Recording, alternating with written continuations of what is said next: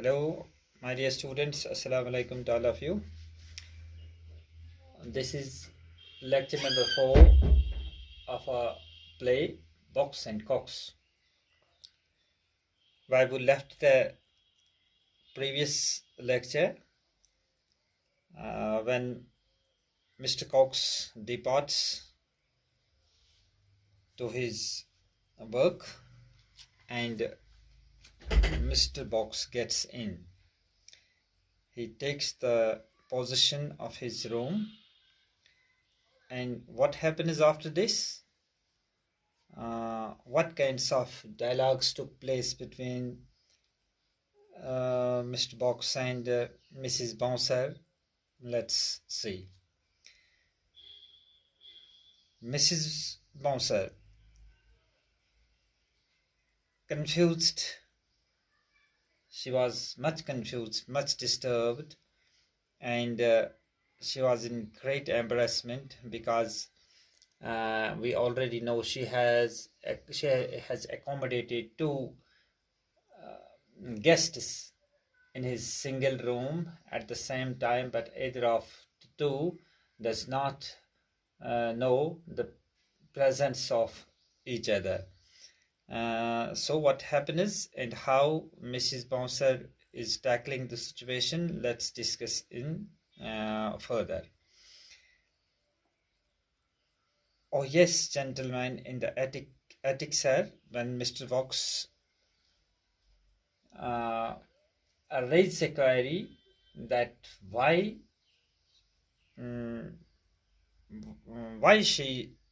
he's feeling uncomfortable because Mrs. Bouncer mentions that the man whom he met invariably when he's descending the stairs or he ascends the stairs in the morning and in the evening. And what happens after this? Mr. Box, how he deals or how he responds Mrs. Bouncer, and let's see.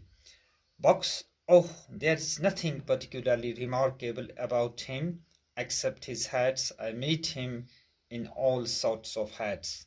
White hats and black hats, hats with broad brims and hats with narrow brims, hats with naps and hats without naps, in short.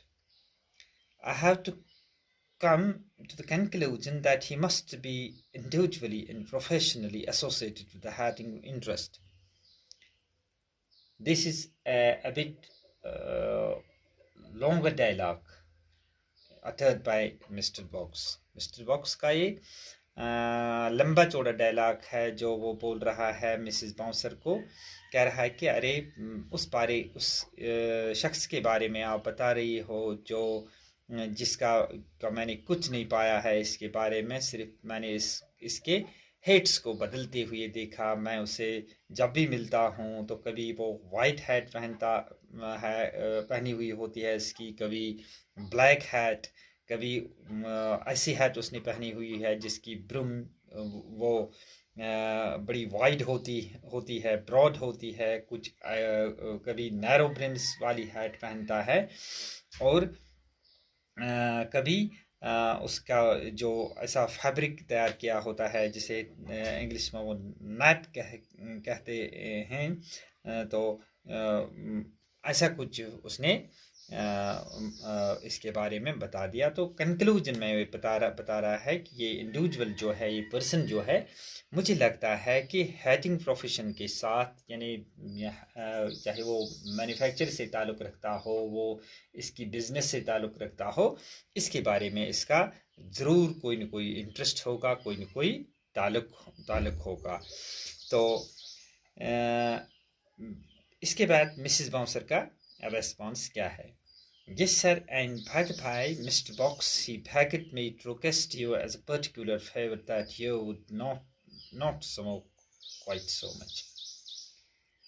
जब उसके बारे में अब बाहर से ही पता चल गया कि कोई बंदा यहाँ आता जाता है, वो भी वहीं कहीं रहता है। मिस्टर बॉक्स को जब इसके बारे में पता चल गया, अब मिसिस बाउंसर ने बातों ही बातों में अपनी बात भी उसके बारे में कह डाली। मिस्टर बाउंस का सिर्फ मतलब ये है कि एक की प्रेजेंस से दूसरे का जो रहन सहन है, उठना बैठना है, वो अनकंफर्टेबल ना हो जाए।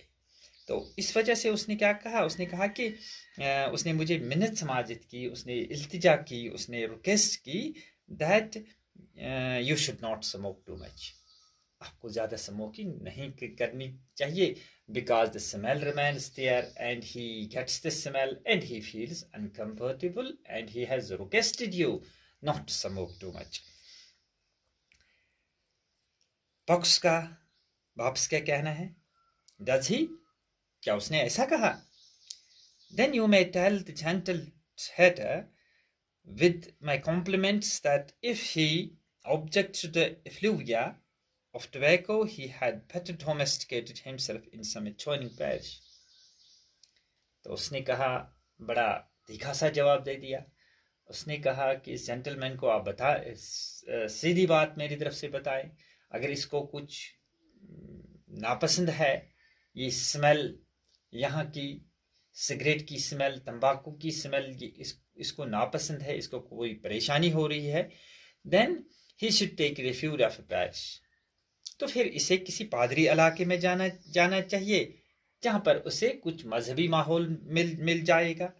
उसे इफ्लूविया का मतलब है स्मेल, वहाँ उसकी जो स्मेल वगैरह है नहीं आएगी। अगर डोमेस्टिकेट का यहाँ मतलब है कि उसको अपने आप को वहीं यानी बाकी वक्त उसे वहीं गुजारना चाहिए, अपने आप को वही कोई जगह, मुस्तकिल जगह ढूंढनी चाहिए। तो मिसिस बाउंसर ने बड़ी दर्दमंदाना तरीके से उसे कहा, oh mister Box, you surely wouldn't deprive me of a lodger. अरे मिस्टर बॉक्स, अगर आप ऐसा कहेंगे तो मेरा एक किरायादार यहाँ से चला जाएगा, मेरा नुकसान हो जाएगा। तो मुझे पूरा यकीन है आप ऐसा नहीं करोगे। तो बॉक्स क्या कहता है, it would come to precisely the same thing, चाहे उसकी मानो तो वही हो जाएगा, ना मानो तो वही हो जाएगा। It will happen to you at all costs. Why? Mrs. Bouncer, because if I detect the slightest attempt to put my pipe out, I at once give you a warning that I shall give you a warning at once. अगर आपने मेरी ये तंबाकू जो मेरी pipe वहाँ लगी है तंबाकू की, जिसे मैं तंबाकू का मज़ा लेता हूँ, इसको बाहर करने की कोशिश की, तो इसका मतलब यह है कि मैं आपको वार्निंग दे रहा हूँ, फिर वार्निंग दूंगा। वार्निंग का मतलब है कि मैं आपसे गदा तालुकी करूंगा, यहाँ से मैं चला जाऊंगा। अगर वो, इसका मतलब है आपको एक न एक लॉजर से हाथ धोने ही पड़ेंगे। Mrs bouncer, well mister box, do you want anything more of me?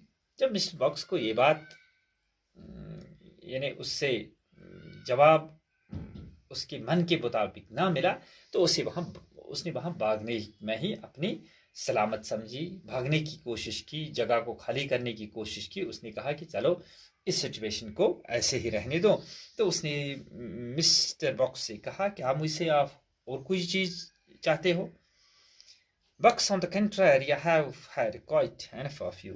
हाँ हाँ हाँ, यानी दूसरे अल्फाज में उसने कोई वो आयरनिकल रिस्पॉन्स उसको दे दिया। हाँ हाँ, अब मुझे बहुत आपसे मिला, अब पहले से ही मैंने जब बहुत ही आपसे हासिल की, आपकी मेहरबानी मुझ पे है, तो अब और कुछ मुझे नहीं चाहिए।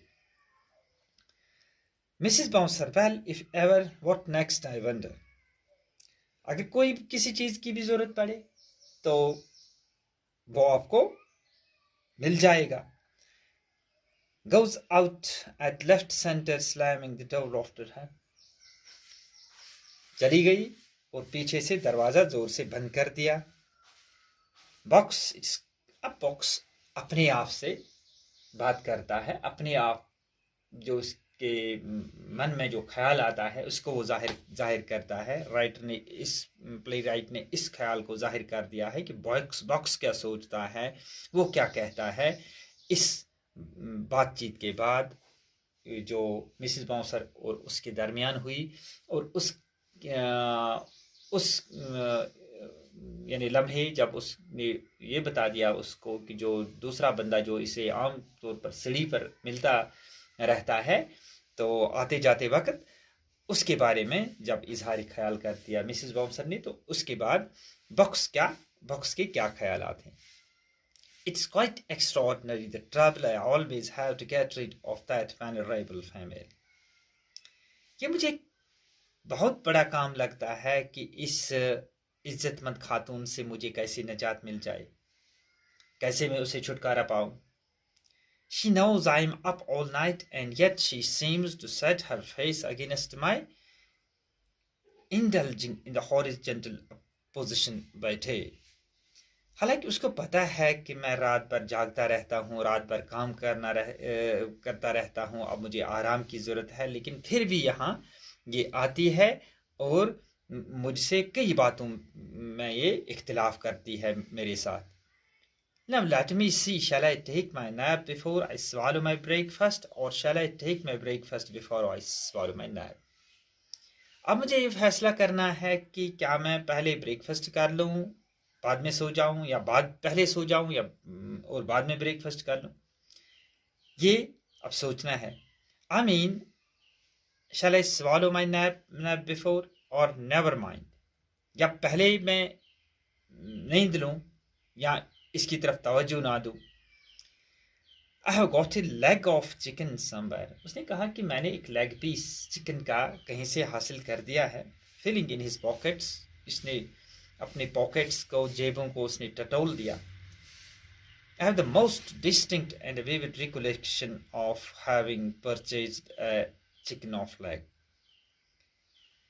उसने कहा कि मैं आम तौर पर इस चीज़ को ज़्यादा पसंद करता हूँ कि मैं जब भी हासिल करता हूँ, खरीदता हूँ कोई चीज़, तो मैं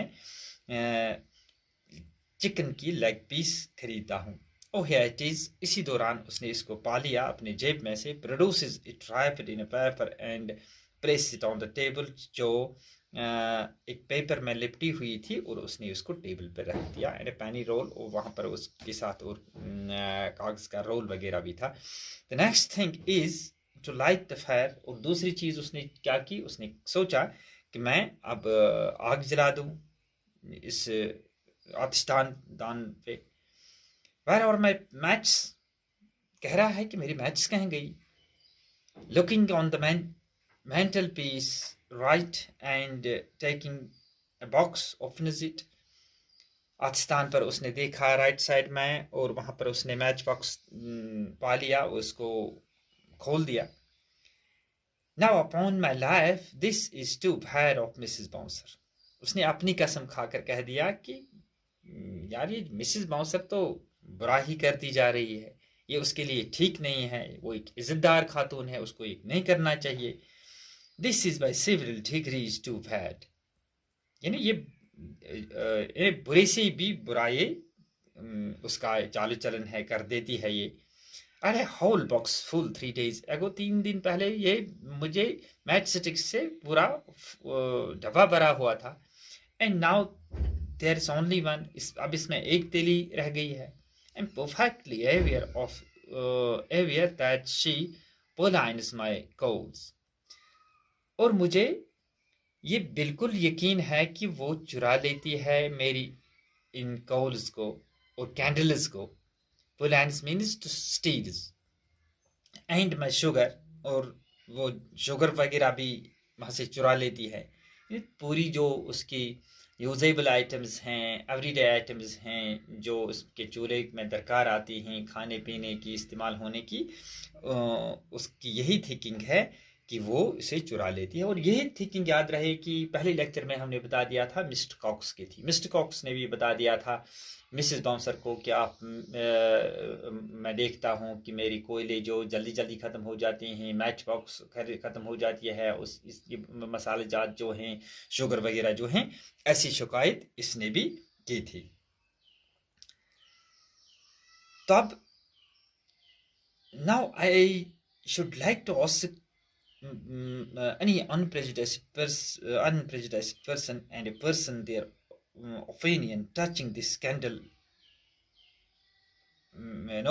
I left a line, पहले एक लाइन मैंने छोड़ दी.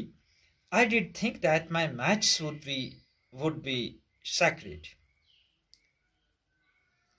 क्या मेरी मैथ्स जो है, मैथ्स तो कोई कीमती चीज़ नहीं है, क्या ये मुतबरक हैं कि मिसेस बॉम्सर इन्हें इस्तेमाल कर देती है? Takes a matchstick off the mantelpiece, lights in where there is a very small end of the candle, looks at it. इसने मेंटल पीस से, आजस्तान से मैच स्टिक, ये मैच उठा लिया, फिर मैच स्टिक निकाल दी और वहाँ एक कैंडल का जो एंड रह गया था, छोटा सा हिस्सा रह गया था, उसको उठा लिया और उसकी तरफ देखने लगा, गौर से देखने लगा. Now I should like to ask any unprejudiced person or persons their opinion touching this scandal. अब मैं चाहता हूं कि मैं किसी गैर जानिबदार शख्स से या गैर जानिबदार इश्खास से मैं ये सवाल पूछूं इस स्कैंडल के बारे में. Touching this scandal means regarding this scandal. In the first place, a candle is an article that I don't require because I am only at home in the daytime, and I bought this candle on the 1st of May, calculating that it would last me 3 months, and here is 1 week not half over, and the candle 3 parts gone. मैं बता दूं कि मुझे candle की कहाँ जरूरत पड़ती है. रात में तो अपना काम करता हूं और दिन में तो कैंडल की जरूरत नहीं पड़ती है. जब मैंने मई के मंथ में ये कैंडल आया तो मैंने उसी वक्त कैलकुलेट कर दिया था कि 3 हफ्ते बिल्कुल गुजर जाएंगे. 3 हफ्तों तक ये 3 महीनों तक ये चलेगा. 3 हफ्तों तक नहीं बल्कि 3 महीनों तक ये चलेगा. 3 महीनों तक मुझे दूसरे कैंडल खरीदने की जरूरत नहीं पड़ेगी. अब 1 हफ्ता या उससे ज्यादा कम वक्त गुजरा है तो कैंडल तो अब खत्म हो चुका है. तो ये कुछ अजीब सा उसे लग रहा था.